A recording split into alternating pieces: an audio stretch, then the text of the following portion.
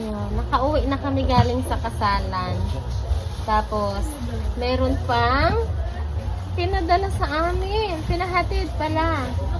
Ala, natapon ang sabaw ng atsara. Atsara. Tapos suman. Malagkit siguro to. Tapos ibos. Hala, ibos. Hala, thank you so much po, Ate Maricon and Kuya Eric. Saka sa family nila. Hala. I will let my husband try this one. This is ibos. We call it ibos. Oops. I hope she has your eyes.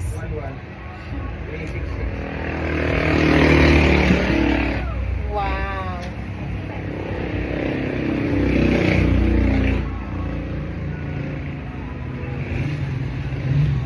This is glutinous rice. This is the traditional rice delicacy here in the province. Why it's so soft? Oh my gosh! It's gonna fall!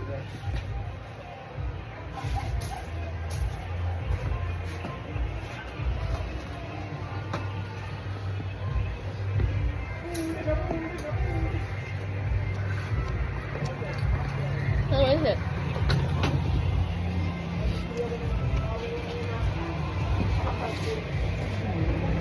Well, I expected it to be like sweet or something, but it's very bland. They just put salt. Yeah, This is the traditional. very bland. It's perfect with coffee. I think the sweet one is the one in coconut leaves. This one. Because they sent us two kinds. Sarap. Carbs on carbs. This is what Mama did last New Year. Oh, was that New Year? Christmas. Yeah.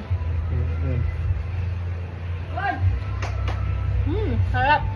Babe, oh, suman.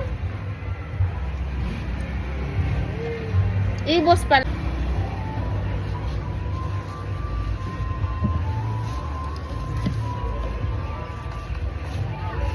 This is the other kind. It's ano ngayon sa giniling? This is glutinous rice in coconut leaves.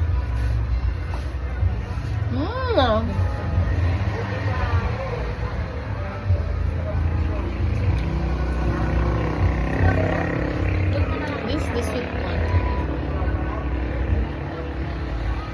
Yeah, it's very sweet. You remember the Yeah.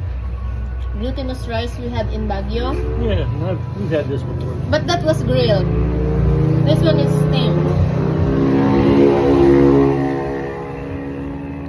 Masarap ito. Oh, ito yung masarap sa kapal. Very sweet.